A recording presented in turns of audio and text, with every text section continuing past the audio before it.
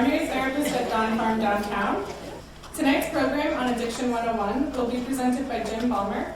Jim was a co-founder of Dawn Farm in 1973 and has worked for the farm since 1983. First as a clinical director, later in his current role as president. Jim has led Dawn Farm through its growth from a single residential program to the continuum of programs Dawn Farm provides today. He has trained addiction professionals around the United States, in the Philippines, Japan, and Kazakhstan. He has co-authored articles and papers on addiction and recovery, and is in the process of writing a book that will describe Dawn Farm's unique history, mission, and values. Please join me in welcoming Jim Balmer.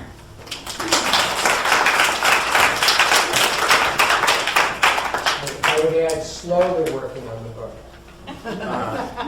How y'all doing tonight? Good. I want to caution you that I'm going to talk about Addiction 101, not Addiction 102.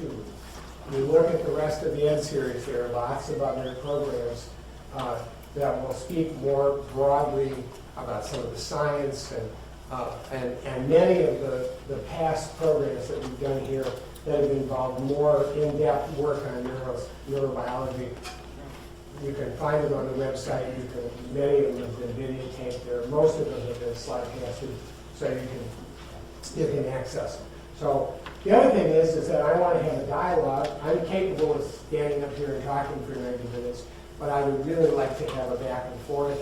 And I encourage questions along the way. I'll do my best to answer them.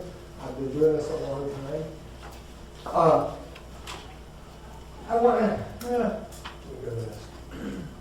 How many of you know who Abe Maslow was? Many, okay. You've heard of the hierarchy of needs. You may have heard the term self-actualization. Abe Maslow was a great humanistic psychologist in the United States. Brilliant guy. And you've probably heard this quote: "If the only tool you have is a hammer, you tend to see every problem like a nail." Well, what does that have to do with addiction? And just so you know, this is the first of those moments where I'm going to ask a question, and if you don't answer, I'm just going to stand here. So I'm not being rhetorical. If I ask a question, I'm somebody got an answer, or we're going to keep quiet. So, yeah. Anytime there's an issue in your life related to addiction, you end up using instead of anything else. You just like Okay, run so away with your. you're thinking about the addict personally. Okay. All right. Anybody else? Yes. There's many different roads to recovery. Great. Good. Everyone is different, so people react to different situations in different ways. So there's different. Everybody's different. Right. And how you understand something makes a difference in terms of how you treat it. I'll give you my favorite example, and that is part of the lexicon in the United States that addiction is a disease, right? Well, no, addiction is a disease. So who's the largest provider of services for people with drug and alcohol addictions in the United States? Criminal justice system? Criminal justice? Yeah, that's exactly right. Jails and prisons. Jails and prisons. And it really is, and particularly over the last 35 or so years, that movement has continued, so that really much of the, if addicts and alcoholics do get any treatment at all, they're going to get it behind bars. Now, some people in the room don't know what this is. I occasionally tell my younger staff that this is the early Google. This one used to call the Yellow Pages, and everybody had one, and they were really big. And I don't know if I have one now or not, but it's important. You go back 35 years in history, and you pull one of these out of your kitchen drawer, and you flip to drug and alcohol treatment, and you go to page after page after page of addiction treatment programs, including many of which were about a month long, and you literally could pick one and call them and say, "I got a problem and I need help," and they'd say, "Come on in." and they backbill your insurance, and if your insurance didn't cover it for some reason, there was a pool of public money that they could access to provide you with services. And you may have heard there was a Sandra Bullock movie called 28 Days, and 28 Days was a ubiquitous treatment model. It used to be called the Minnesota model because it was originated in Minnesota, a place we call the land of 10,000 treatment centers. Used to be true, not anymore. Right? Now, I think every community hospital in the United States opened an addiction treatment center. This hospital has a facility just a few blocks from here called Huron Oaks. And it was built from the ground up as a 40-bed drug and alcohol treatment center, 20 adults, 20 adolescents. Right? I believe now it's a senior memory care center. The point is that it was lucrative enough that hospitals, particularly community hospitals around the country, built freestanding facilities. If you've ever been up at Chelsea Hospital, they have a place called Cresby House that used to be an addiction treatment, really good one too. The point of talking about that is that that's 1980, mid-80s, right? 90% of the treatment field that existed in 1985 is gone. Every community hospital in Washington County had a drug and alcohol treatment center, including, by the way, Bayer Hospital just down the road, which is no longer a hospital, and at the time was arguably Fairway Hospital. And they're all gone. There are no inpatient treatment facilities in Washington County for people who suffer from addictions. And we could get, if we had time later, I can tell you sort of why that happened. But the point of it is you got to understand the landscape that we're living in today in terms of resources available. There are we're one of them, two primary what they call core providers, treatment providers in Washington County, who between the two agencies take care of all of the indigent or publicly funded care for people who suffer from drug and alcohol addiction in this county. That's astonishing. So that's the landscape we're sitting in right now.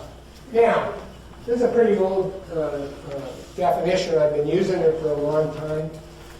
It uses the term alcoholism. And alcoholism is not a clinical term, it's a social term. But we use it interchangeably. We talk about alcoholics and drug addicts. And the part of the language changes over time. But I really, you can read the whole thing and you've got it in your packet. All I really care about for this conversation is the first line of the first paragraph. Right? We're trying to expand your toolkit. Right? We don't want you just to have it handled. Alcoholism is a primary chronic disease. So what does primary mean? The main? First. Okay, does knowing that matter? Yes. If it's first, what is it? It's not a result of anything else. It's not the result of anything else. That means it's not the result of an alcoholic or an addict personality, which, by the way, doesn't exist unless you're an addict or an alcoholic, as far as we can tell. It's not a result of having bad parents. Good news for mom and dad here in the room. It's not your fault. It's not the result of underlying psychopathology. You hear people talk about self-medicating, whatever. Alcohol addiction, alcoholism is just dependence on alcohol. Addiction is primary, first thing. Okay? One more thing you're sure about. Chronic. What's chronic mean? Continuous. Hmm? You have to have help. Continuous. Well, acute diseases, you got to have help. Sometimes. Maybe a cold, no, but you break your leg. That's an acute injury. Really. It's not going away, it's continuous. It doesn't go away, right? It doesn't go away. To be differentiated from, like I say, breaking your leg. Now, again, back to that, the sort of the national landscape. What do you think? I've worked at the farm for 35 years. What do you think the most common question is that I get from people who are interested in sending a loved one to the farm, the John farm? What's your success rate? That's exactly right. what's your success rate? And what by that they mean how many people come into your treatment facility and pick up the 12 golden steps and find lasting abstinence and walk into the sunset happy, joyous, and free and never need help again. Right? That's what they want to know. How many people get better at your joint? I have a friend who's the chief of medicine at this hospital who's an endocrinologist, and he treats diabetics all day long. Right? Nobody ever asks him. Because, of course, he treats people who suffer from, a chronic disease, right? And the fact is that we talk about, we treat this not like a chronic disease. And it's interesting because there are behavioral considerations. If you're hypertensive and you don't take good care of yourself, and you eat a bunch of salty French fries every day, and you end up symptomatic, and you go to the emergency room, they'll take care of you. Right? And if you're diabetic, and how many of you know somebody who's diabetic who doesn't take care of their diet, who eats crap? Right? A lot of them, right? And you become symptomatic, and you develop neuropathy, or eye problems, or heart disease, or any number of things, and you show up at the emergency department, what's going to happen? If you're profoundly symptomatic, they're going to admit you, right? Because you're suffering from symptoms related to having a chronic disease. Now, what do you think happens when a drug addict or an alcoholic shows up at an emergency department in Washtenaw County? They throw them out. Well, no, I will tell you what they'll do. They will often not put them in a room because they don't want to tie up the room. They'll put them on a gurney in a hall, right? And if they won't stay on the gurney, they'll 4-point them. They'll put them in restraints, not for any clinical value, but because they'll keep them from moving around. And if they're loud or problematic, they'll give them a shot of Haldol. Again, not because it has any clinical value, but because it will absolutely shut them up. Right? It's an antipsychotic drug, and when you quiet them down immediately. And then, when their blood alcohol hits 0.0, assuming they don't have any concurrent medical condition, they will give them an AA pamphlet and send them on their way. Now, I recounted for you exactly what the head of the emergency department at University of Michigan Hospital told me some years ago. And he looked me in the eye and he said, "It's bad care, and we're a teaching hospital." But the truth of the matter is that that's the lay of the land. You show up with that particular chronic disease, they'll say, "We don't have any addiction treatment beds. This hospital doesn't have addiction treatment beds." Yeah. You said if it's 0.0, what if they're there because of drugs and not alcohol? What They'll wait criteria is until they there appear to for be pick sober. up? Pardon me? They'll wait until the person appears to be sober. It varies based on drugs, but I will tell you nationally, it's very common for addicts and alcoholics in emergency departments to be referred to as GOMers. For any of you in the medical profession, you know what that means. Anybody know what it means? Stands for get out of my emergency room. And so that really is the landscape.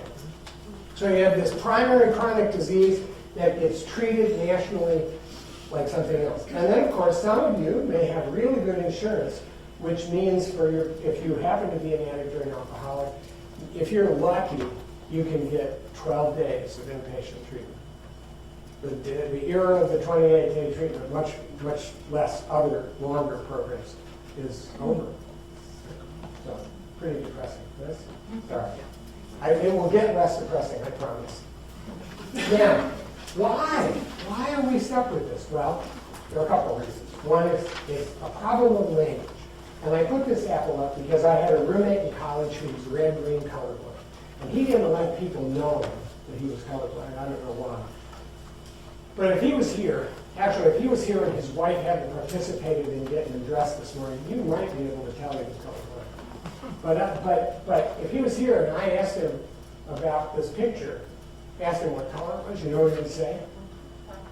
He'd say it was red, right? Because my friend has learned to call red stuff red. Now, I live with him, and I can assure you, he does not see the color red. He sees more like a tan, right? But he's learned to call red stuff red.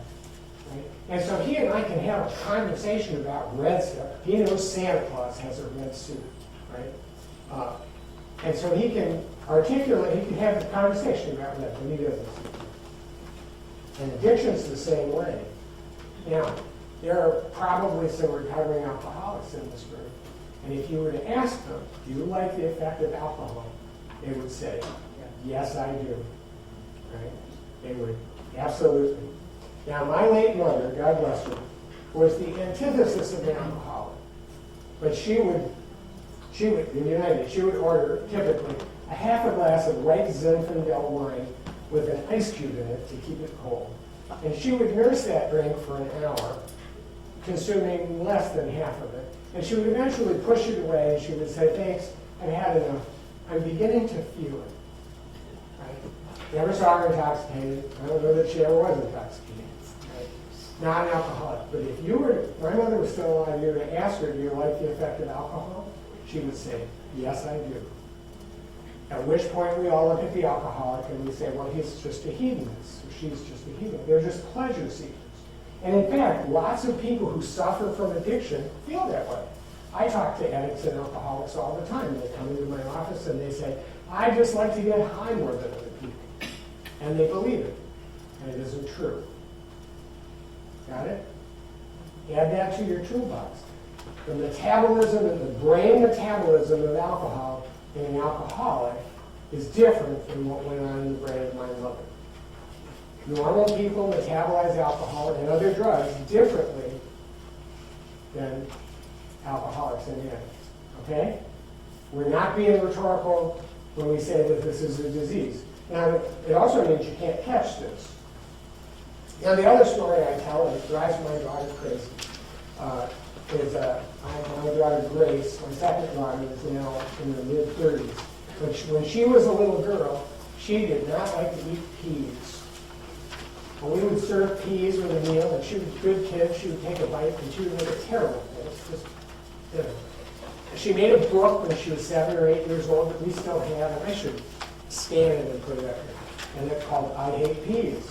And it had a picture of a pile of peas with the circle and the slash on it. And she hated peas, and she would always take a bite or two at a meal, but she made it clear she didn't like peas. Well, one day when she was, I think, 9, her mother made split pea soup from scratch and cooked it on the stove for hours with a big ham bone and served it. And Gracie took a bite and loved it. She loved it. And she was delighted because every time prior to that she had a pea, it had been terrible. Well, now if we could go back in time, if you would go back and 9 years old and ask her, do you like peas? She would say, no, I hate peas. And her mother and I would have said the same thing. Gracie doesn't prefer peas. Well, she ate that whole big bowl of soup, loved it, and her eyes began to slowly swell shut. And she got hives on her face and then down her neck and her chest. And she began to have difficulty breathing. We had to take her to urgent care. That's when we found out that Gracie was allergic to peas.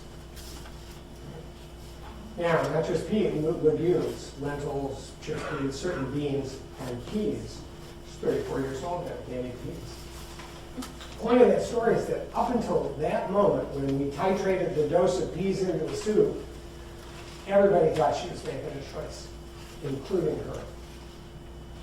Now, we figured out now that she probably had some little mechanism in her mouth that when the peas hit it, it would send a signal to her brain saying, stop right now or you're going to be really sorry. And she just didn't know how to interpret it. Right? She was having an allergic reaction and she didn't know what to call it. Right? But the point is that we all thought she was making a choice. She thought she just didn't like peas. Well, that wasn't true at all. Right? And addicts and alcoholics often think they just like to get high more than other people. And it isn't true. What happens in the brain of an addict or an alcoholic is different than what happens in the brain of a normal person. All right? And make no mistake, you can't read any of the national media and not read about the opioid crisis. Well, I want you to know that this is not an exception to the rule. Most people, I'm guarantee you, almost everyone in this room has taken an opioid drug. You had dental surgery, or maybe you were injured, or you had any kind of surgery, and they gave you one of any number of prescription opiates. And they are not pharmacologically much different from heroin. They're varied in terms of how your speed of onset, but really pharmacologically they're not a lot different from one another. And if you are like most people, right, like more than 90% of the population, you took an opiate and you felt queasy and muddy, and the room spun around, and you felt kind of icky, people were nodding, and it was unpleasant. Now I want you to know that I regularly say what I just said to heroin addicts, and they look at me in amazement. There are heroin addicts here tonight who are like, no way! You're kidding, right? Because that's not their experience at all. And when they describe their experience, often they have what we call a signature experience, where they are exposed to that drug or another drug that they're particularly biologically attuned to, and it's like Christmas morning. They're like, they use exalted, almost religious language to describe what happened to them. Man. And they don't want to sleep it off, by the way. They want to rearrange their closet at 2 o'clock in the morning. They have what we call a paradoxical reaction. Right? And a single-digit percentile of the population, when they take an opioid drug, it's like meat and God. They're like, thank you for this moment. And I will say, many addicts and alcoholics of other kinds of drugs have that same experience. You hear alcoholics all the time say, well, you know, I have a friend who said, you know, I took my first drink when I was 12, but I really could have used it when I was 8, right? Because it just took care of what was wrong with me, right? They had an experience of tremendous relief, right? Yeah, but opiates, because most people's reaction to opiates is they don't like it. If you come into my office and you've gotten addicted to opiates of any form, it means you're wired. We know immediately that your brain is wired differently. With alcohol, it's a little more subtle, but still pretty clear. All right? Now, this part of your brain, if you put your finger right in front of your ear and point to the center of your brain, and you put finger here and point to the center, I won't make you do it. I used to make people do it, but if you want to do it, you can do it, so I'm not going to look stupid. But the intersection of these two arrows is what we used to call the midbrain, right?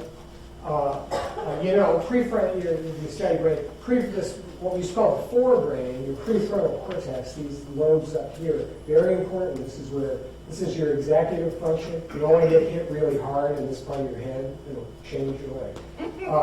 And this is where your top-down control is. This is where your values live. Right? This is sort of the guy in charge. This part of the brain in the middle, the midbrain, and you may have heard there's a cluster of kind of push-pull, or you may have heard of the amygdala, the nucleus accumbens. This is what we sometimes affectionately call the lizard brain. I saw that the slide on Facebook had a picture of a brain with a superimposed lizard. And it's because this is the primitive part of your brain, right?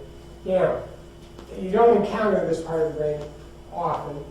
It is the if you were sitting in a chair, if the fire alarm went off, this brain would kick in because this is the fight or flight part of the brain. You lean too far back on a chair and you almost fall. You get a burst of norepinephrine, and that's this brain, this lizard. Instinctive, primitive appetites for food and sex and sleep, right? Now, like I said, you don't encounter this part of the brain that often. A couple of examples of where you do. 2 o'clock in the afternoon, and you had a good night's sleep last night, and suddenly you're overcome by the desire to sleep. It's a physiological experience of being overcome by sleep, where your midbrain goes, sleep, sleep. And your prefrontal cortex, your forebrain goes, no, no, no, no, no. I'm driving a car, or I'm sitting in a class, or I'm at work, and you're splashing water on your face, right? Got a sense that's all happened to you guys, right? I'm not the only one that said that happened, right? And you know how powerful it is, right? Now, the other time people encounter this part of their brain is when they're on a diet, and they're at a buffet, or a reflux supper. And that's when this particular part of your brain actually takes on a voice and has a conversation with you and says things like, "You've been doing great. You really have. If anybody deserves." And you have a cookie. You know, once a cookie breaks, almost all the calories leave the cookie. You have a cookie. Again, but it's not just me. Half a cookie has almost no calories at all. And you know, cheesy potatoes is kind of a vegetable. Look around and see how many people struggle with their weight and think, okay, well, this is a pretty potent part of the brain, right? And Jess always like, Jess invariably, when I come to do this, will make a lemon dessert, right? Now, I want you, because she heard this story and she's taunted me ever since. Yeah. I walk into the staff kitchen at the farm and there's a chocolate cake. I have zero interest. It's kind of product specific with me, right? Not interested, not a big chocolate fan, right? I walk into the staff kitchen and there's a plate of lemon bars. I start exerting administrative authority. My self-talk is, if anybody deserves a lemon bar, you're the president of Dawn Farm. I'm not kidding you. And so, thankfully, Jess no longer does. She does a healthy alternative. She used to do lemon bars, and it was very difficult. But the point is that this is a powerful part of the brain, and this is the part of the brain that gets hijacked by addiction. And the word hijack is not hyperbolic. It really is. Once a person develops addiction, you may have asked you all know somebody with an addiction, yes? Yes. You may have had the occasion to say, what happened to my loved one? What happened to my kid, my spouse, my friend, right? They're not like this, right? And that's because this part of the brain, the place where their values lie, isn't in charge anymore. This kind of thing. And when you're in the midst of active addiction and your midbrain is hijacked, this is what's running the show. And another, add to the toolbox. So I was talking to somebody earlier today. Who's the real person? Dr. Jekyll or Mr. Hyde? I'm here to tell you that the real person is Dr. Jekyll. And Mr. Hyde is a neurological distortion.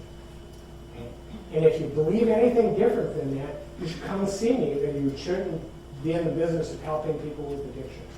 There are a lot of people out there who think that the real person is Mr. Hyde, and that this impaired, dysfunctional person exhibits the real person. It's not true. Yeah. Is that with or without a lemon bar? Well, yeah, right, exactly. All right, does this make sense to folks? Yeah. Okay, now, it sets into motion a variety of things. Now, I mentioned Gracie. You know, she had this little mechanism in her mouth that says, stop, no more peas. In an addict or an alcoholic, the mechanism is different. The mechanism sets into motion, says more, sets into motion a variety of symptoms. I'll talk about a few. Mental obsession is a phrase coined by Bill Wilson, co-founder of AA. And basically it means if you were to picture an old spoked wheel, and that's your life, right? There's a spokes and a rim and a hub. That the hub of your life becomes make sure I get high. Okay? Make sure I'm able to be intoxicated, to alter my. And in the pursuit of that, alcoholics and addicts develop a range of behaviors. They maintain supply. They store up drugs and alcohol. If they're going someplace where, for example, an alcoholic going someplace where drinking is going to be available, they'll drink before they go. Or they'll throw a six-pack in the trunk of the car so they know they have enough after. They'll use in ways that replace other things. If things or people start to get in the way of their ability to use, they'll discard those things. I would say if you're on the soccer team, and soccer practice gets in the way of drinking or using drugs, you stop playing soccer. And certainly one of the characteristics of, and you may have seen this with people you know, one of the characteristics of the life of an addict is their world gets small. They discard enough stuff that it's just them in a room with their drug. Right? They use despite consequences. I told the guy this morning that generally speaking, one DUI is enough for almost everybody. Some could say it's more than enough, but in his case, it was simply not enough. So I went 3 or 4. But so, the short intuitive version of the progression of addiction is that people break out in handcuffs in hospitals instead of highs like crazy. They develop craving. And craving is another one of those language things. Craving, most people, is craving a piece of chocolate cake. And craving for an addict and alcoholic is like being at the bottom of a swimming pool full of water. Craving breath.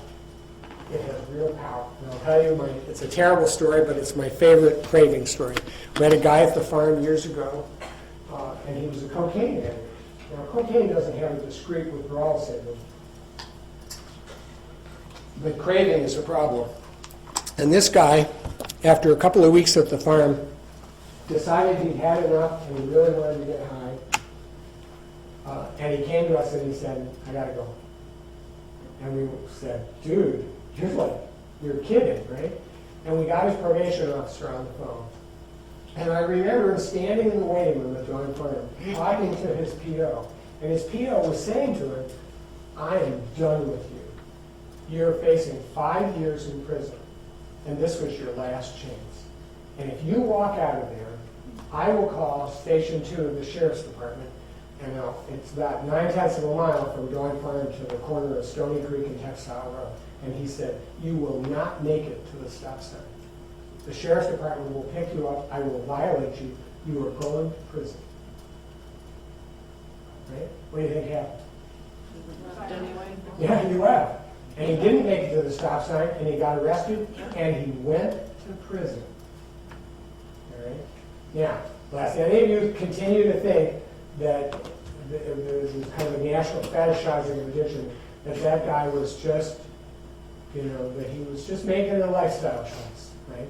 At that moment in time, he was completely insane. He could not tell the truth from the false.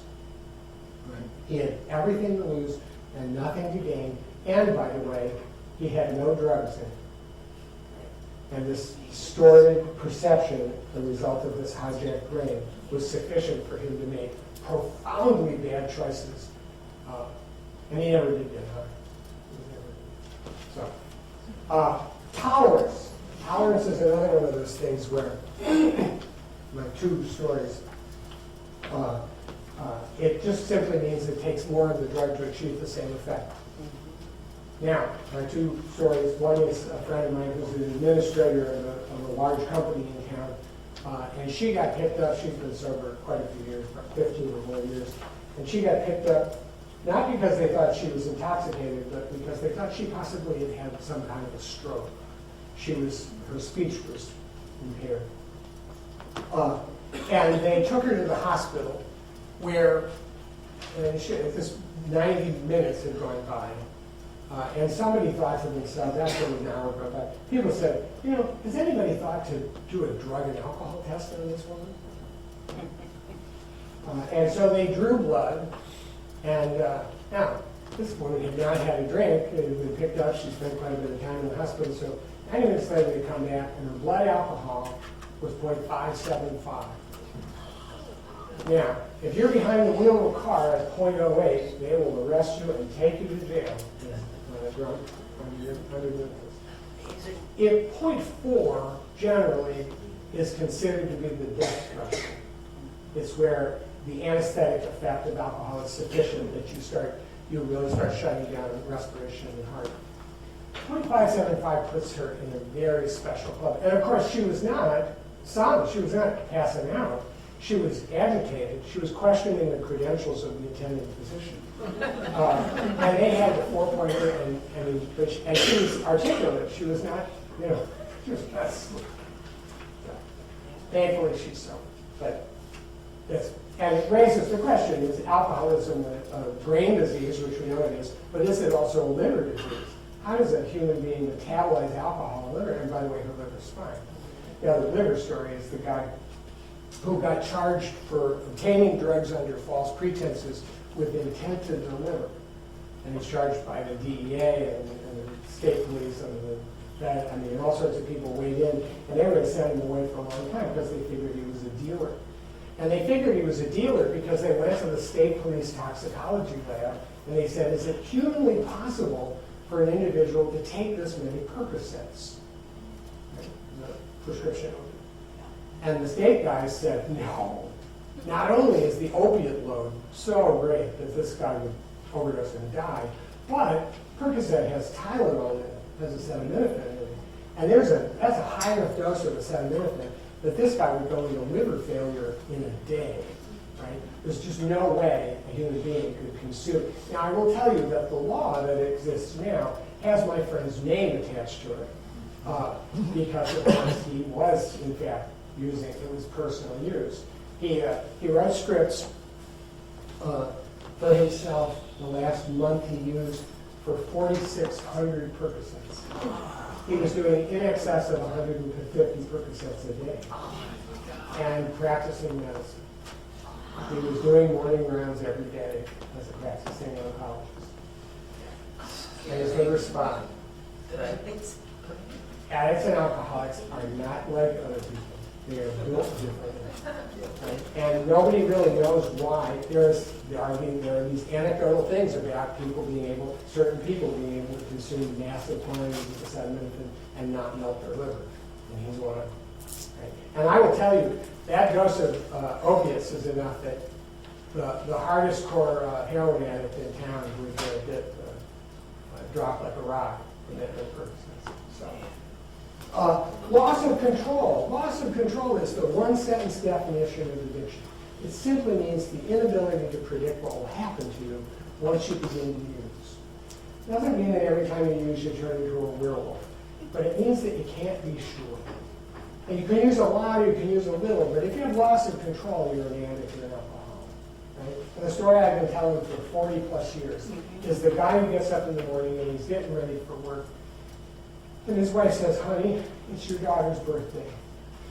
And the family's coming over and we're going to have cake and presents. And please don't drink today.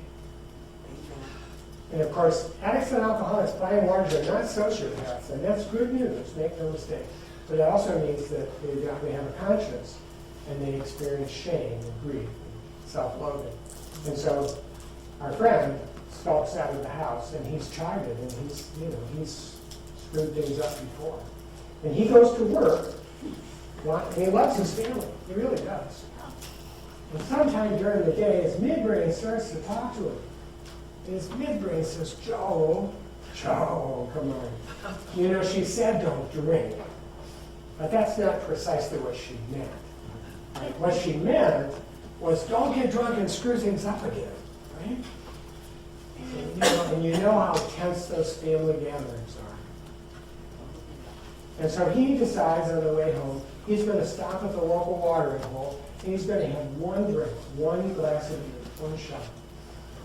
And he walks in, and we're all there, and we sit him down in a chair, and we hook him up to a polygraph, and we say, Joe, how many drinks you get? One drink. And he passes the line. Why? That's his intention. He's telling the truth. He's telling the truth. Yeah, the end of the story, your alcoholics in the room are about to room. The end of the story? It's midnight. And he's drunk. Now, he's been at that bar and he had one drink and gone home. And he doesn't know. And he's going to have to go home and look into the eyes of his loved ones and try and make sense of it. And it's an exquisitely terrible, awful look that loved ones give to addicts and alcoholics. And only addicts and alcoholics get to see it. That look of, what's wrong with you? How could you? How could you do this? And the unknown. And that's loss of control. All right. Blackouts, some people have blackouts. Alcoholics have blackouts. You're not a zombie. It just means that the tape gets erased. every now and then I get an alcohol come in and say, have you ever had blackout? They say no, and I say, how do you know? Because in fact, you only remember what you remember. And for every blackout a person remembers, there's 50 that they don't.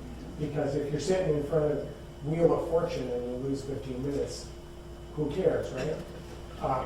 But the fact is that the tape, and I have epic stories of people with blackouts. I have a friend who was an air traffic controller who had blackouts. A friend who was a local judge who's now no longer with us, who used to occasionally come out of a blackout on the bench, and he would have to take a recess so that he could read the proceedings so that he could know what case he was here. So there's that.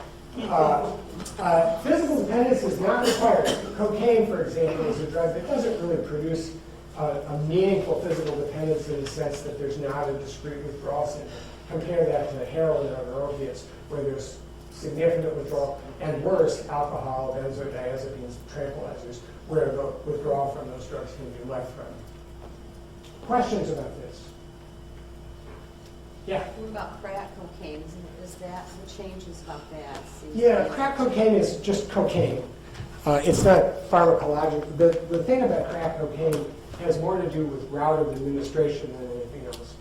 We say people smoke crack. They don't really smoke crack. They heat it into a gas. It's the very fastest way to get something into your brain. And that's the problem. And if there are a couple of drugs where we wonder if they can flip the switch and take somebody who isn't predisposed to being an addict and make them one. And crack cocaine is one of those drugs, just because of how fast it hits the brain. Also, cocaine, by and large, particularly intervening with the brain that fast, it's a very strong pleasure system, and then it depletes your dopamine, so you go from being really high to really not being high. And so there's quite a pleasure reward back and forth. So crack is not as a... Crack is just a form of cocaine. And it's not, is it not addictive? Like, Oh no, it's addictive. And again, addictive means, will people develop drug-seeking behaviors? It doesn't have a discrete withdrawal syndrome. But absolutely, it's addictive. I have a question. Is marijuana addictive? Is marijuana addictive? Yeah. People are addicted. People are addicted. Can a person become addicted to marijuana? Absolutely. But it's important. Sometimes in the field we use the term drug of choice. It's really a misnomer. The drug chooses you. It's not the other way around. People don't decide to get addicted to opiates or alcohol or marijuana or cocaine. The drug decides. And I've met tons of people who had one kind of addiction who didn't biologically respond to another. Alcoholics who took opiates and felt sick to their stomach and they didn't like them, but they loved alcohol. Same thing in reverse. You know. So yes, marijuana is a drug that's capable of producing dependence and all of the symptoms of active addiction. What are the withdrawal symptoms? Then you don't have to have a withdrawal syndrome to set into motion addiction. Just cocaine doesn't have a discrete withdrawal syndrome. It's absolutely addictive. Does that make sense? All right. So, first piece of bad news I give addicts and alcoholics: you can't get high anymore. Right? Now, and you're going to have to grieve the loss. Right? And you look at somebody who's burned their life down as a result of drugs and alcohol, and you say, well, how can that seems like an easy call. Here's where it gets complicated, because if you have a drug or alcohol problem and you stop using, you get better. If you're an addict or an alcoholic and you stop using, you get worse. Now, addicts all know this, but they won't say it to you if you're a loved one. They won't say, you don't understand.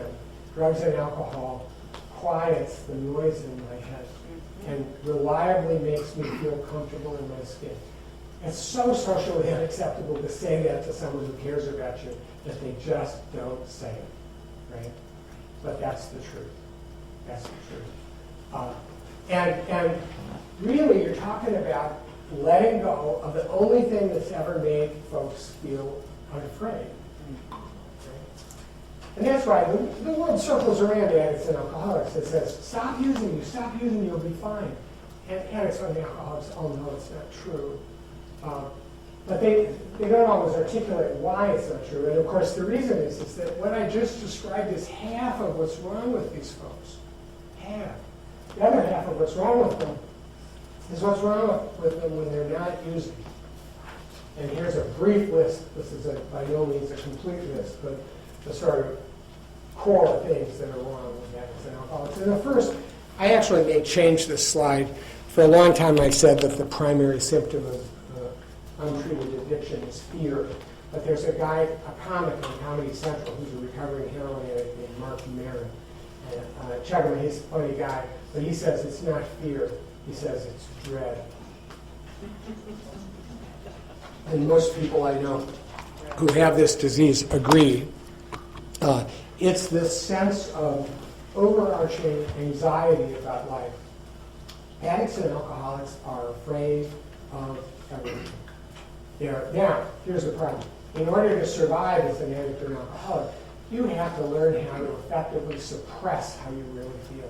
And so being in touch with your feelings is not a good idea if you're practicing alcoholic recovery. And so they learn to become progressively more and more callous. So if you ask a person active in an addictive disease, how do you feel? The chances are, number one, they have to stop and think about it, right? Because they, for the most part, have no idea. And they literally have to contemplate, how do I feel? And it's a learned skill that they've lost. You know? But if you sit with them for a while and you begin to deconstruct what their life is like, you'll find that they invariably have been waking up afraid and going to bed afraid as long as they can remember. And not just since they used. You know, you're talking about the person who was the kid in the third grade class who knew the answer to the question on the board, and they didn't raise their hand because they didn't want everybody looking at them. And that they view life as a series of obstacles, like riding a wave of anxiety and relief. I can make it through today. I can make it to Friday. If I can make it to that paycheck or that relationship, and it's always in front of them. And it's always couched with this sense of dread. Okay? Terrible, right? Do we agree? It's a terrible internal, that's your baseline, right? It's not at all. The other half is this almost existential kind of loneliness, this sense of apartness that they suffer from. This really never feeling comfortable in their skin. This Saturday night in this room, there's an open talk every week where an AA member will share their story. Now, I've been to thousands of them. And if you didn't know better, you'd think everybody in AA or NA had a childhood social phobia. Because they get up and they riff on, it's part of their I never felt right size. There was always something missing. There's a woman at the farm years ago, she said she felt like they'd issued a book on how to be a person. She said, and I missed school that day. It's the only explanation. Everybody knows how to do this except me. Now, there are a lot of people who are frightened and lonely and neurotic. The difference is that taking a drink doesn't make it go away. Right? Taking a hit on a pipe doesn't make it go away. And that's the truth with folks who have this, right? Is that it fixes what's wrong with them. Bill Wilson, co-founder of AA, used to talk about a click where you turn off the noise. He went from what he called restless, irritable, and discontent to experiencing what he called ease and comfort. Okay? Talked about a sweet spot where he relaxed, where he was okay, where he was comfortable in his skin, where he felt that he was part of the universe. Right? Now, here's the problem. Why didn't that last? We talked about it. Unfortunately, he also experiences, because of that neurological impairment, he suffers from loss of control, right? If only you could stay, and I've heard lots of addicts and alcoholics talk about, if I can only stay in that sweet spot, right, where it quieted the noise, but it didn't throw me off the cliff into drunkenness or out of control drunkenness, right? Here's the problem, right? If we could figure out a way to do that, maybe, Now, they're hypersensitive. I heard an alcoholic once say, he said, I hurt more. I don't have enough insulation. I hurt more than other people. Now, interestingly enough, people will I'll hear people say, I have too much willpower to be an addict or an alcoholic. Anybody feel that way? Anybody feel that way? Right. And I'm going to tell you why. Invariably somebody, I go to church with this. I have church. Okay. Here's the deal. How many of you know somebody with an addiction? Raise your hands. All right. How many ever had an argument with them? Raise your hands. Okay, turn around. How many ever won the argument? Hands up. Right. Because addicts and alcoholics don't have willpower. They have enormous willpower. They're pathologically egocentric. Bill Wilson said they suffer from self-will run riot. They genuinely believe that if they can figure this out and if they crack it just right. Some of you may have been on the receiving end of a conversation where they said, I just need a little bit of room. I get it now. And if you just give me a little bit of room, I can fix this. Right? And we all look at them and go, you're insane. Right? Your life is in the toilet and you're telling me you figured it out? Right? Right. And we know they're insane. It's a disease that affects your ability to accurately perceive reality. It distorts your ability to see things. There's some pretty good science that says that people with addictions have a higher IQ than the general population. They're often really smart. They tend to be perfectionists and have a tremendous attention to detail. Now, what's the problem with that? If your baseline emotional state is fear and insecurity, and you're a perfectionist, you know what you do?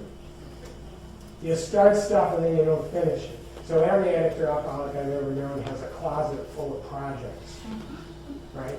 Stuff they're good at that they don't do anymore, or things that they picked up that they weren't the best at. Right? And there's a running joke in the recovery community where some poor person stumbles into the recovery community, and then you find out that they have a master's degree in chemical engineering, but they weren't the best chemical engineer on earth, so they abandoned it in favor of waitressing. I'm serious. They suffer, because this is the fight or flight part of the brain, they develop a compulsive set of defenses. They rationalize their use, and they minimize their use, and they justify their use, and they blame you, and they blame others, and they deny, right? And we look at them, and their thinking is completely distorted, but they're not really responsible for it. These are, when I say they're compulsive defenses, they often can't see it, and they don't. It's not volitional. They don't realize what they're doing, but they end up being very well defended. And it's one of the reasons why recovery, getting sober, getting clean and sober is hard, right? There's an old saying in the field, old joke in the field, that recovery from addiction is a greater miracle than the resurrection of the dead, because the dead don't fight back. What's funny? Come on. All right. And they suffer from legitimate delusions, not the least of which is that they can genuinely fix this if they give them a chance. Okay? Questions about this? Does this make sense? Yes. Now, I describe it like a noise, and it's not a noise. I've heard it described like a coiled spring in a person's chest, and it gets progressively tighter and tighter. But what happens, and I think maybe the next slide. Okay. Untreated addicts hate their lives. You're really talking about a catch-22. We just told these folks you can't use it anymore, right? The only thing that's ever made you feel cool, feel okay, feel comfortable in your skin, you can't do it ever again, or terrible things will happen to you, right? You'll burn your life down, right? Oh, and by the way, if you stop using it, they didn't know this, if you stop using it, you will live in progressively greater and greater levels of internal psychic pain. That noise gets louder and louder and louder, and it becomes more and more uncomfortable. And here, there's an old quote from an old-timer in AA. The alcoholic drinks as long as he can, and then he stays sober as long as he can. And he drinks as long as he can. He stays sober as long as he can. And that's really what happens. It's a relapsing condition. And the reason is, you can't use forever. You drink or you use until you get in trouble, right? Or you got to go to treatment. You get arrested, right? All sorts of things. Or you get tired of it. You just can't do it anymore. And you go to rehab, or you go, you do something. And then you stay sober until it just gets so uncomfortable. And you just get progressively more and more uncomfortable. And at first, you really want, these folks have good motives. You want to stay clean and sober. And you maybe look to do some kind of, some other kind of risky behavior, some other kind of activity that maybe takes the edge off, right? Or, very common, if you're a drinker, maybe you smoke a little pot. Or if you're trying to use a drug that you don't like that much, right? If you're an alcoholic, you may drink stuff that you don't care for, hoping it'll moderate your use, right? But eventually, you're back. You're back on board. And remember, not a sociopath, not a character disorder, right? So every time it happens, they're diminished. Right? They feel shame and grief. They're worse. All right? Make sense? Okay. All right. So, how about hitting rock bottom? What do you think about hitting bottoms? Doesn't exist. Huh? Doesn't exist. Yeah. I don't believe in bottoms. And in fact, I know people who live on the bottom. I know people who bounce on the bottom. I know people who buy shovels to dig new bottoms. And the truth of the matter is that consequences are not enough to get people sober. No. In my experience, in 45 years in the field, I've learned that and I've seen people burn their lives to the ground. I've seen people really do kind of epic things to ruin their lives, where you think, well, that's going to be enough, right? And it's not enough. And that's because addicts and alcoholics have a specific enemy. They suffer from a lethal absence of hope. The absence of hope, the enemy of recovery for people who suffer from addiction is despair. That's what keeps people enslaved, if you will, is that they genuinely believe that it's beyond their grasp. Except when they're deluded and they figure that they can work it out on their own. Right? But they experience all of these things. This is the untreated state of people who suffer from addictions. And it's, as I say, back to the toolbox, it's important you know this. Why? Because how often do they piss us off? Right? And we get mad at them, right? And we blame them. And they behave badly, right? And it's important, if you walk out of here knowing nothing else, this is the baseline state of people who suffer from addiction. And if it allows you, it affords you the opportunity to have more compassion for someone who suffers this way, great, because that's really the trick, right? If consequences don't get people sober and despair is the enemy, what's the answer?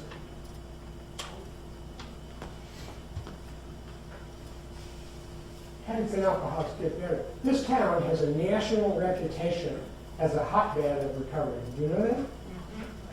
Right? Bon Appetit magazine had an article that came out online today about the restaurant in town. There are quite a number of businesses in town that are part of a group called Recovery is Good Business that go out of their way to hire recovering addicts and alcoholics because they found them to be such great employees. Right? There are hundreds of 12-step meetings of various types, not just 12-step meetings, but there's a Buddhist support group for recovering people. There's all sorts of great stuff. But this community has thousands and thousands and thousands of recovering addicts and alcoholics.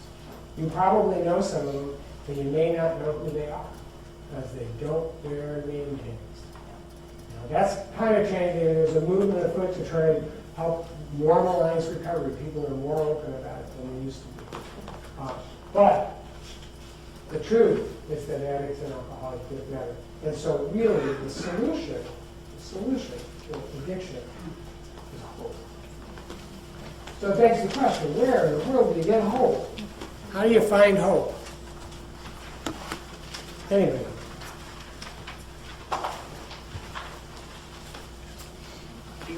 those of you who love somebody with an addiction, isn't it pretty hard to convey hope to them?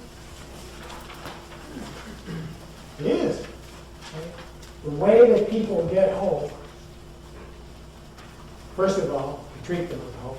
George Vaillant, great physician, some of you may be familiar with the National Harvard study, the longest adult study, I think in the history of research on specific to alcoholism. He knows he has more data on alcoholism than anybody I've ever met. And this particular quote is posted at every office of the fund. If you want to treat an illness that has no easy cure, first of all, treat them with hope. And that is the expectation of success.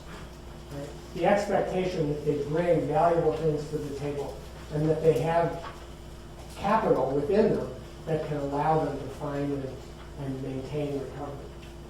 And then the other part of it, the other place you find hope, is you see people on the other side. Is that you encounter people on the other side who are just like you, who have your life experience, who have suffered your pain, and are standing in a better place. You know, I often find myself in my office saying, first piece of bad news, you don't need to use it anymore. Second piece of bad news, if you walk 3 miles into the woods, there's no 1 mile trip out of the woods. If you don't do the work to treat your addiction, you'll hate your life. Your head will be like a bad neighborhood. At which point people normally are pretty depressed, and I say, would you like some good news? And I say, you can get to the point, you can practice recovery activities to the point where you wake up in the morning and you are no longer afraid. And stony people begin to tear up, because that's what they want. Make no mistake, that's what people who are in the active addiction want. They want to stop being afraid all the time. Now, this is where I take a break and invite my buddy to come up and talk about hope. I invited my friend Amber to come because she's one of the people who gives me hope. And she's got a great story. And she's just going to share for a few minutes and maybe entertain a couple of questions and then I'll come back. All right? My buddy Amber.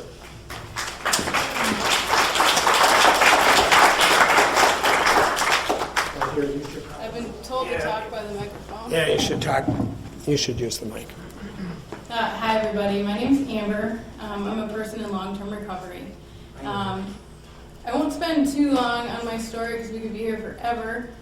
So we're just going to do a brief overview. All this information is true, by the way. Totally relate.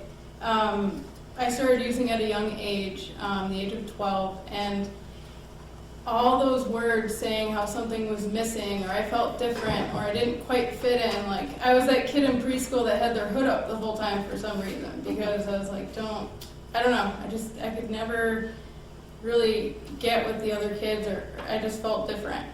And then when I used, the first thing I did was smoke weed and drink malt liquor, an obscene amount of it, and I felt fine. There were other people who tried it that were like passed out on the ground, and I was like, we need to get more. And from that moment on, I was just trying to get that more. So much so to the point when I was in high school, I started drinking on a daily basis. I got arrested at school, blew a .29 in the principal's office after not drinking for a while, and I just, again, heard that sentence, like, you should not be functioning the way you are.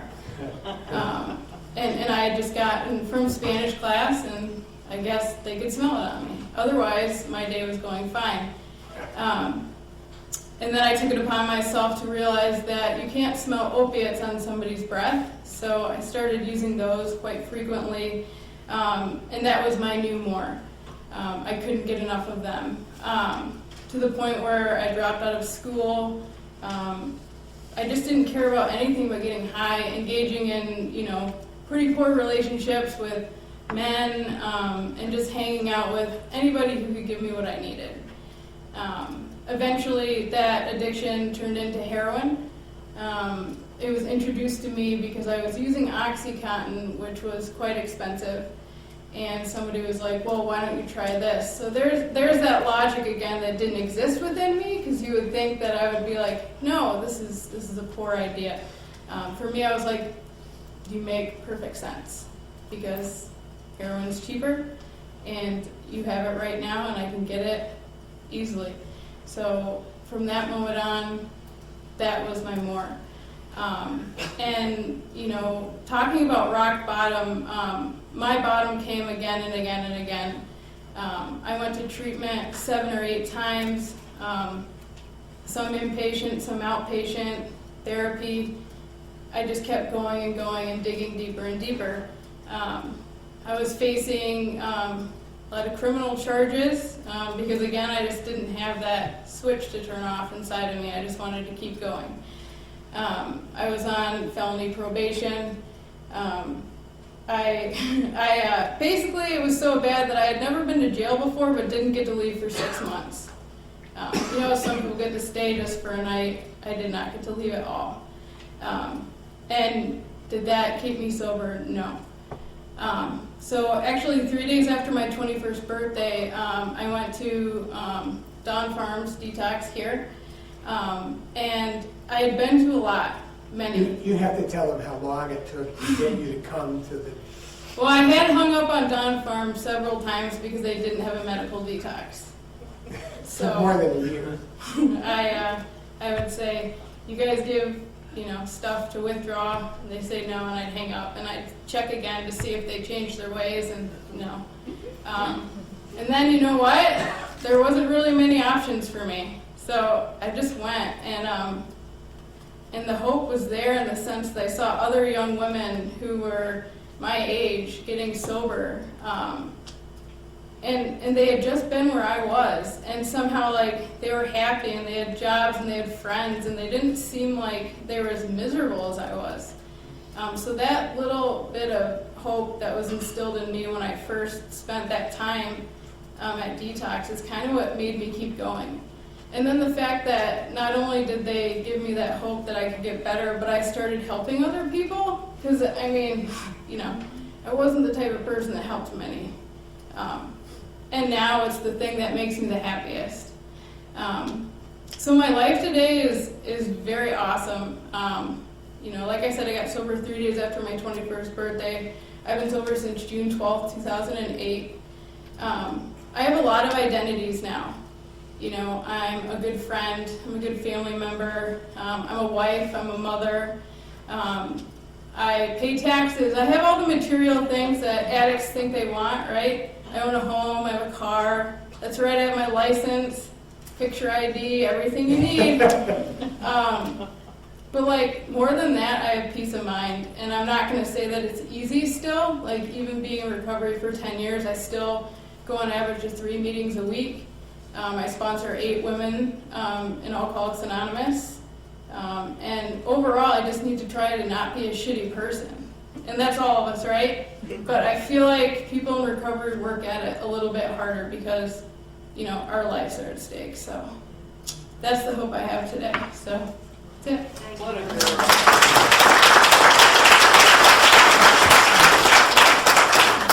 Tell me a little bit about what you're doing and what your plans are. So when I got sober, I had no education, so I got a GED, and then I graduated from college, and now I'm getting my master's in social work.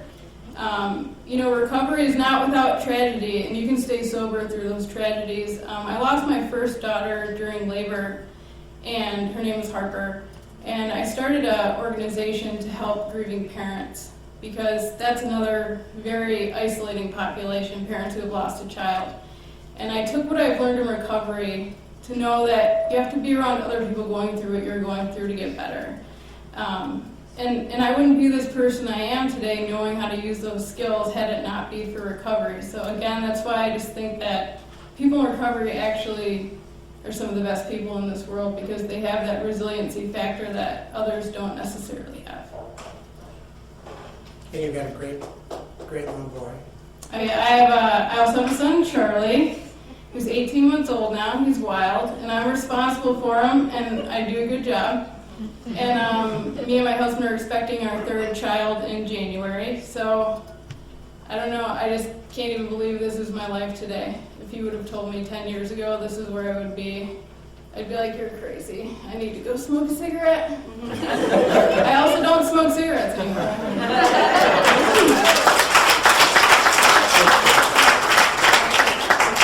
Anybody got any questions? Cigarette. What? Let's go smoke a cigarette. I can't, I'm pregnant and stuff. Or I choose not to. Anybody have any questions, please? See what I mean, though? Yeah, she looks 12 now. The heroin preserved me. And I quit smoking. I think that helped a lot too. How did you, like if your brain was hijacked, how did you find help? How did you decide to say a yes or look for Dawn Farm? The same way that my brain was hijacked with pleasure while using, it also got hijacked with despair and pain a lot too. So like sometimes I'd have a brief moment where I was like, oh my God, I need to do something. And it just happened that those moments lined up. The marijuana guy. So, you pushed yourself to get through addiction, right? That's what I understood. You went through hell and back to quit. So, my question is where did you start? Repeat the question so it may sit on the tape. So basically what I hear you saying is that where do you start when you're trying to fight your way through addiction? Sure. I think it just starts with asking for help.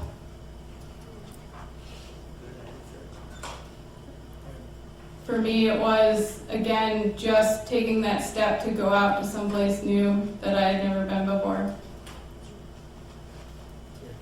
And she surrounded herself with a community of people who all do this. Right? And we've learned over the years that recovery from addiction is an interior process, but it really happens in terms of the way people are connected.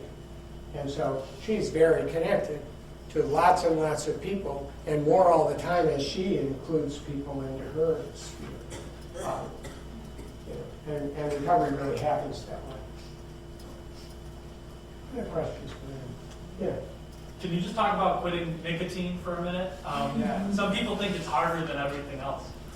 I have a funny story about that actually, because I actually went from smoking cigarettes to the e-cigarette.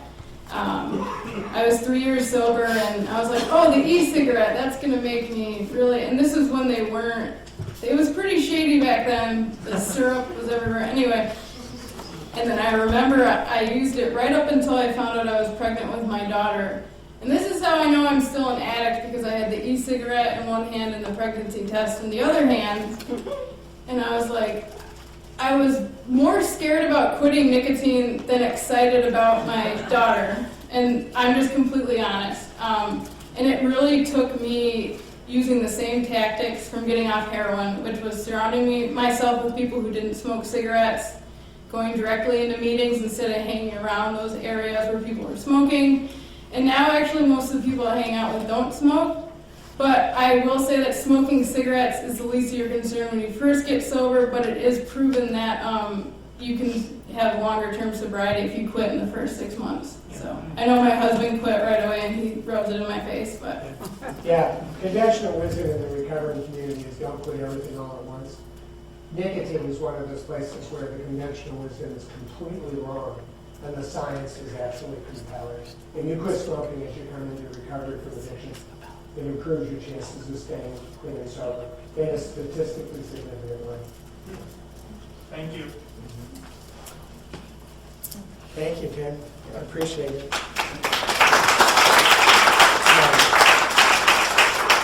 All right, so a couple of quick things. What can you do? Well, you can support resources that exist in your community. That's important. And, so you can certainly support the farm, but there are other few programs around. Prescription drug reforms, and the best reform you can have is that if you have drugs in your medicine cabinet that you don't need anymore, dispose of them. because lots and lots and lots of people, particularly these days, a lot of the people who get addicted to opiates start, as Amber said, they start on a prescription opiate, often if they got out of grandma's house or I had a friend who, in recovery, who used to go to real estate open houses. And her MO was she would ask to use the bathroom. She'd go to a dozen open houses and ask, yeah, right? Then she'd go and she'd pilfer any decent looking drugs from the medicine cabinet.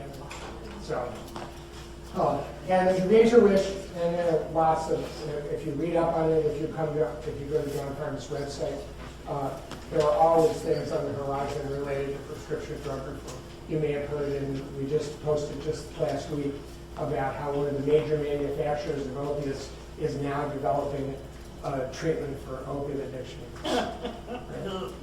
Yeah. The operative word is crazy. You can't make this stuff up. Lily Tomlin once said, no matter how cynical I get, I can't keep up.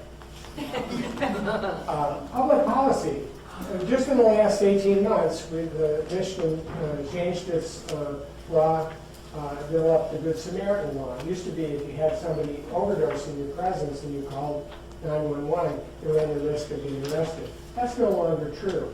And the reason is that there was an outpouring of people who supported that change.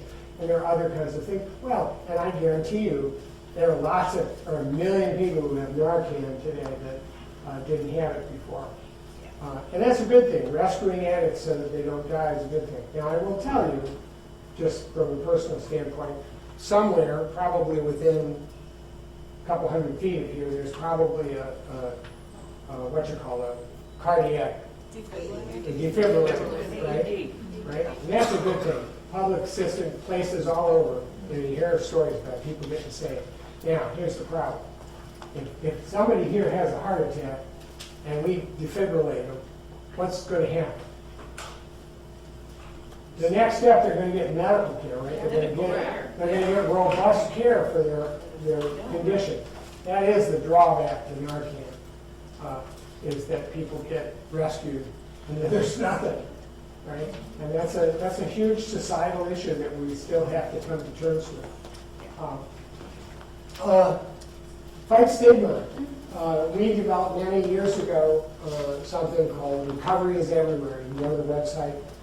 It doesn't have John Farm's name associated with it, but we started it. You can download all sorts of stuff, and we started designing ads.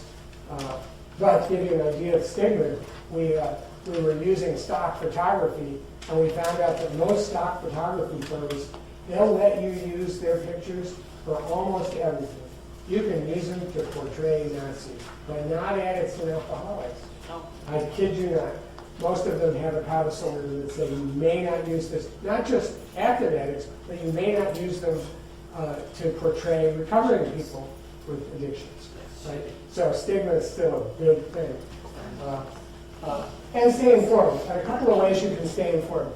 Now, Amber, and there are many others like her in town, if you read the New York Times, you would believe that opiate addicts can't get better. It's not true. The fact is, this group started as a grassroots movement. This was a group of opiate addicts who said they think we're mythical creatures. They don't believe we exist. And in fact, there are tons and tons of, there are recovering opiate addicts in Washington County with more than 40 years of clean time. Right? They don't wear name tags, so they don't know who they are. This is a way of knowing a little bit about them. And so they started the Unicorn Project. Unicorns are real.org. And in order to be on this site, you have to be a recovering opiate addict with more than 5 years of abstinent recovery. You're on the site, aren't you? Yeah, I'm on there. We have a news blog that we read the science, we comment on national topics. If you're interested in this subject, there's a lot to be had. Stuff comes up on social media, and we weigh in. Some of you may have seen the TED Talk, Chasing the Stream. We spent a lot of time responding to that, Joseph Hari's book. But there's lots of very interesting stuff on this website. The other, Facing Addiction is a nonprofit. It's an independent unaffiliated website. And one of the things that it has that's really useful is this resource hub, this patient portal, where they rate treatment centers, and they have no affiliation with any treatment centers. But this is a very useful tool. And here are the various websites that can be valued here. Questions? We got a couple minutes left, which was my aim. To answer other questions. Anybody? I did such a good job that you have no other questions? Yeah. Are you familiar with FAN? With FAN? Families Against Narcotics, absolutely. Yeah, we have a relationship with a number of fan groups, and of course the locally developing fan group was at our jamboree recently. So yeah, we're big supporters. So, yeah. So somebody could be a heroin addict or a cocaine addict and they kick that habit and then start to drink alcohol. Does that happen? And they can And they can drink alcohol? Yeah, well, there's some history there. 40, 50 years ago, treatment was much more divided so that you could, back in those days, people would come out of Brighton Hospital having had their alcoholism treated, and they would smoke pot. Go figure. The addiction treatment programs of the late 60s into the 70s, it was very common for heroin addicts to get clean and they could earn drinking privileges. Yeah. The general consensus is that it's a ridiculously bad idea to use a mood-altering substance if you have an addiction. well, that's what I always thought that it, Yeah. but And 45 years ago, when we started the farm, treating all addictions alike and believing that abstinence is really the trick was a core idea, and continues to be to this day at the farm. We don't believe. I've seen too many. I've seen people try it. Not seen people pull it off. Not for very long. So yeah, I think generally speaking, using drugs or alcohol is a bad idea if you have this brain. Right? And of course, the problem is by the time you think you're in trouble, you're in trouble.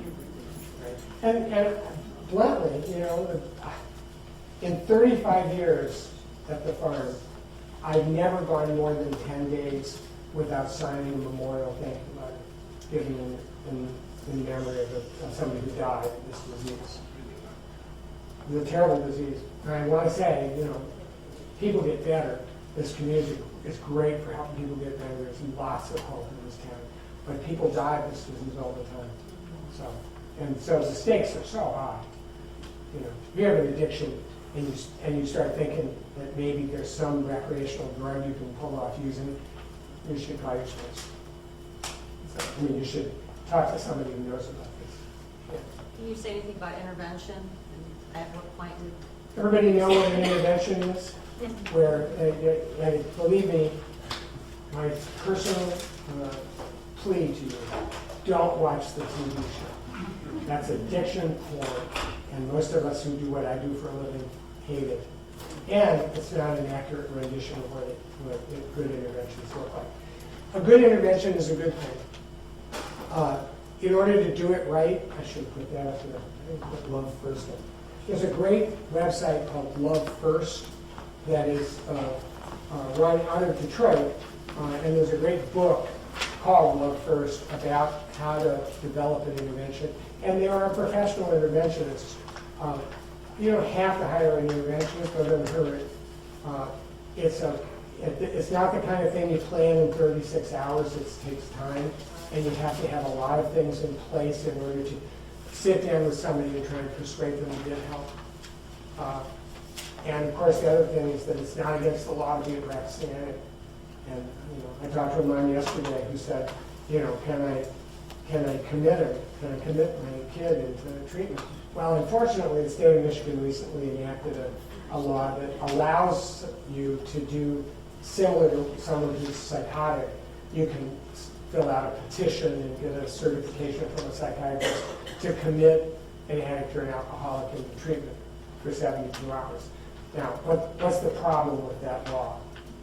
It's only 72 hours. Huh? It's only 72 hours. Yeah. It's only 72 hours. But also, where are you going to send them? In no treatment centers, right? So they end up for 72 hours in a psychiatric ward, and then they're released. And they're released because they don't satisfy the proofs required in order to commit them for longer. They go in front of a probate judge and they're released. So, yeah, it's a problem. Yeah. And I understand part of it, the Allen, come back next week and hear Lynn Allenoff, who's great, talk about family, talk about codependency, and how hard it is. A lot of my staff go to Al-Anon because it's, if you work with people who suffer from this disease, the operative word is powerlessness, and it's not easy. And it's the same process with recovery. They'll learn how to understand your boundaries. You can't lean over that boundary and fix anybody. So, other questions? Anything else? Yeah. So what about codependency and how more of those treatment facilities are coming about in that? How what? The codependency treatment centers and stuff that they have, that they kind of treat the alcohol and the mental disease, it's versus where at Dawn Farms and that you guys don't so much deal with more the psychological or the psychiatric. Oh yeah, that's not true. Yeah, and it's a common misconception that we don't treat folks with co-occurring. It's not true. You don't treat it as a co-occurring thing, right? You just have the psychiatric evaluation and then you administer the meds, but you mostly deal with the addiction part of it. Yeah, we're primarily an addiction treatment program as opposed to being a psychiatric facility. Yeah. Now, codependency, I'm not sure. I think she meant. Oh, you mean co-occurring? Yeah, sorry. Oh, co-occurring. Yeah, the only folks with co-occurring disorders who don't do well at the farm are people who have a real grave thought disorder like schizophrenia, mostly because they suffer from a problem that their object relations or their ability to build sort of sustained relationships gets impaired by that disease. But we treat people who are dysthymic, who have anxiety, depression, and other kinds of, we work routinely with people with eating disorders. So there's lots of different diagnoses who show up. We have a psychiatric nurse practitioner who works with us. Emily just learned EMDR for trauma. We have people on staff who are cognitive behavioral therapists and gestalt therapists and, what else? What did I miss? DBT, dialectical behavioral therapy, mindfulness. So, yeah. I just read something recently, and I can't remember if it was a specific drug or whatever, but that if you use for too long or too much, that you can actually become schizophrenic. Is that true? No. Okay. No. I mean, they used to say that about LSD. No. I mean, LSD looks a lot like being schizophrenic, but except you come down. So, yeah. The idea of there being a direct line between use of a drug and development of psychiatric symptoms isn't there. Not from anything either. Yeah. Anything else? Jim? Go. Yeah. I think a lot about caffeine. I don't know how to word a question about it, but I'm wondering what the research might be saying these days, or what the recovery professionals might think about it. It's a moving target. And are there people who can abusively use caffeine where it causes them harm? Absolutely. There are a lot of folks I know who are very skeptical about energy drinks and some of the other things out there. And of course, one of the things we didn't talk about tonight, and it's sort of peripheral, but people who do what I do for a living, terrible concerns about vaping.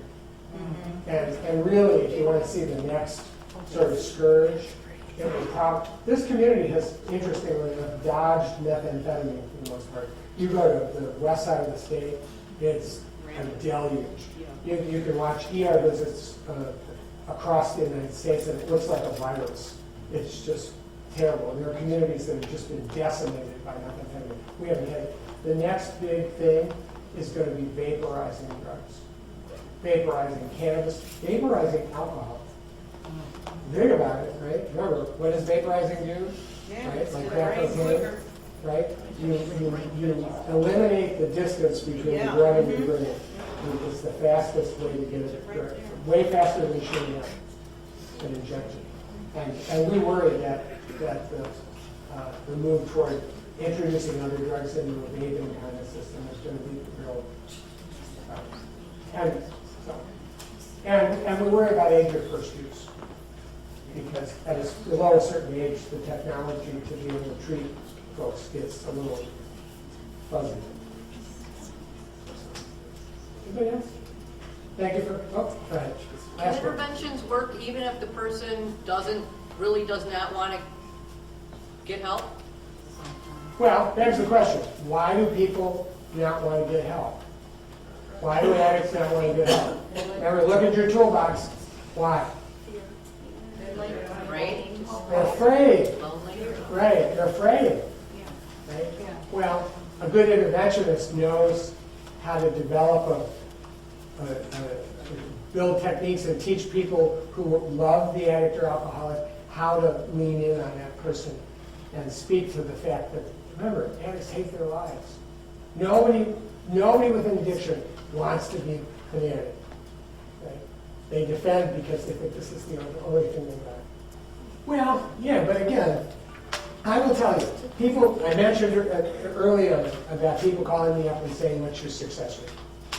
I want to tell you, and of course, I don't answer the question. I say, well, let me tell you, I tell them what I'm about to tell you, which is, let me tell you what gets people like me excited. And I'll see if you resonate with this. 35 years ago, if you came through the farm, and back then we were 9 months long, and you got out and you stayed sober, and a year later, 6 months later, whenever you relapsed, we did not see you for a long time.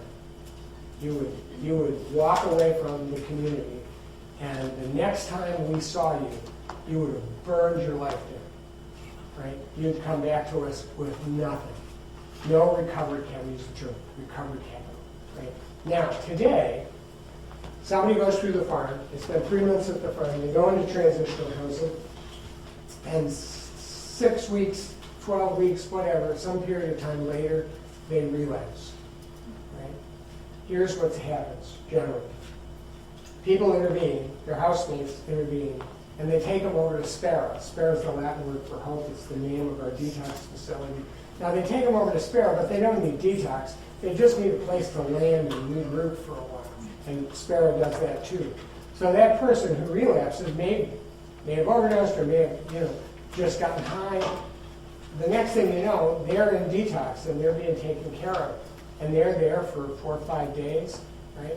And then they sit down with their peers in transitional housing and they have what's called a relapse autopsy. And they all talk, everybody talks about how they feel and they go through it and they talk about what happened here and how can we fix this. And they very often move back into housing. And they often haven't lost their job. And they have not burned their life down.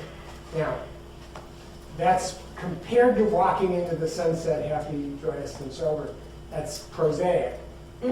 I want you to know that when that happens, people like me get excited. Because it's not success. I mean, they relapse. It's not, but it's engagement. And we haven't lost that person, and they've stayed connected to the community, and they haven't lost all their hope. Right? And we continue, I had the opportunity recently to train a local police department over a period of weeks, months, actually, because the shifts of patrol officers were coming. And a guy I know in the recovery community who's got about 8 years of sobriety gave me permission to use his name, right, in training these cops. Because virtually every cop that was coming to this training had at one time or another picked this guy up off the curb because he was a notorious, he was a notorious street drunk in the Army, right?